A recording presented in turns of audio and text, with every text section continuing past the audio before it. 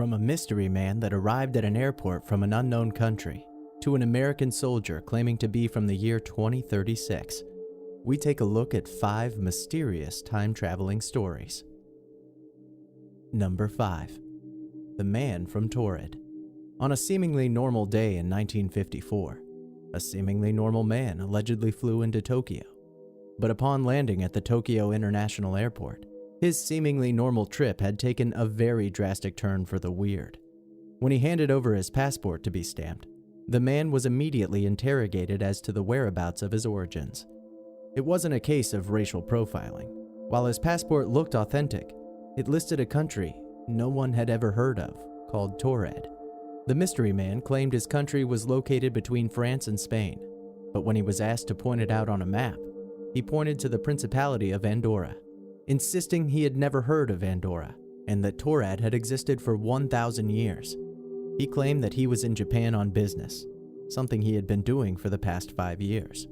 His passport seemed to back up his story, as it was covered in previous customs and visa stamps, and he carried with him legal currency from several European countries.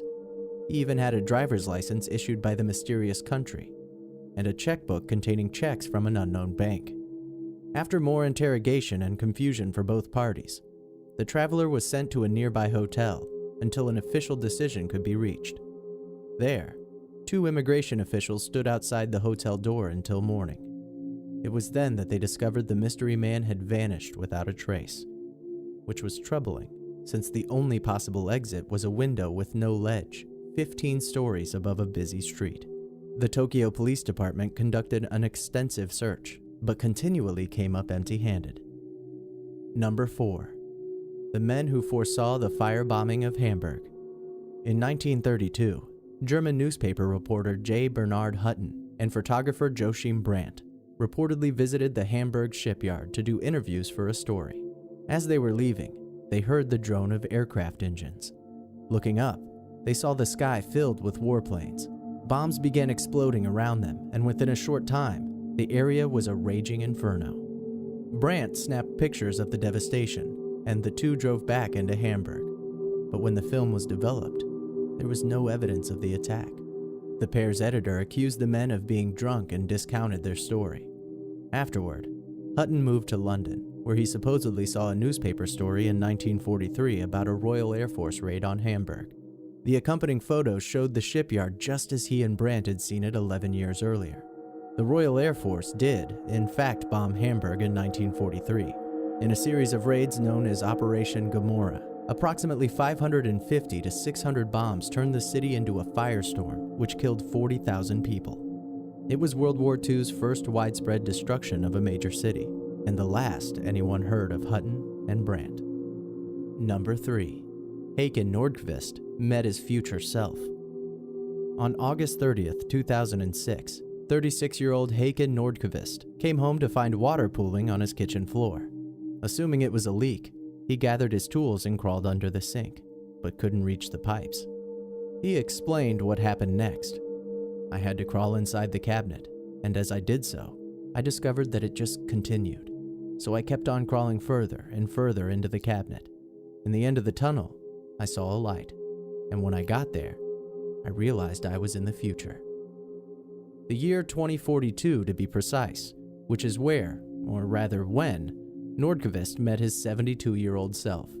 To his surprise, future Nordqvist knew things that only he could know, like where he'd hidden his secret things in the first grade. The two selves even had the same tattoo, though future Nordqvist was a little faded. The men posed for a selfie on the younger Nordqvist's phone. The photo, which was the only one Nordqvist apparently thought to take in 2042, showed that Nordqvist had some physical changes to look forward to, including, notably, growing a couple of inches over the next 36 years. Number 2. Marcohuasi Stone Forest. The Marcohuasi Stone Forest lies in the Andes Mountains in Lima, Peru. The stones are almost like sculptures, taking eerie shapes like human faces. But no one is sure how they formed. As if that isn't spooky enough, the real mystery is the possibility of a dimensional door or gateway that is said to be located in the forest. According to Dr. Raul Rios Centino, an investigator of the unexplained in Lima, A patient came to see him about her extreme case of hemiplegia, a disorder that results in a complete loss of motor function in half of the body. When he inquired about the woman's condition, she revealed that she had been camping with friends in the Markawasi forest. According to the patient, they had gone out exploring late in the night and happened to stumble upon a torchlit stone cabin filled with dancing revelers in 17th century attire. The woman said she felt an otherworldly pull toward the cabin, but she was yanked away by one of her friends before she could fully enter. The incident left the side of her body that had entered the cabin paralyzed. Her test results revealed no discernible cause for her paralysis. Centino believes the woman experienced a dimensional shift, producing a change in her nervous system's energy flow.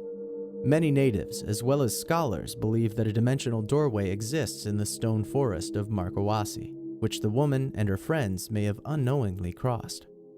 Hemiplegia may not be a great consolation prize, but had she not been pulled away, the woman may have been lost forever. Number 1. An American soldier from the future. In late 2000, posts began appearing on the internet from someone claiming to be an American soldier from the year 2036. John Titor, as he called himself, was on his way back to 1975, using a device installed in a 1987 Chevy Suburban. Naturally, to obtain an IBM 5100 computer to fight a computer virus destined to destroy the world. Titor hinted at a world beset by conflicts, culminating in a series of Russian nuclear strikes in 2015 that would kill almost 3 billion people. Titor's post abruptly ceased in 2001, but Titor mania continued. In 2003, a bound edition of Titor's 151 message board post was released under the title John Titor, A Time Traveler's Tale. Though no longer in print, one can still buy a new copy for an eye-popping $1,700. The book was published by the John Titor Foundation, a for-profit corporation run by Florida entertainment attorney Lawrence Haber.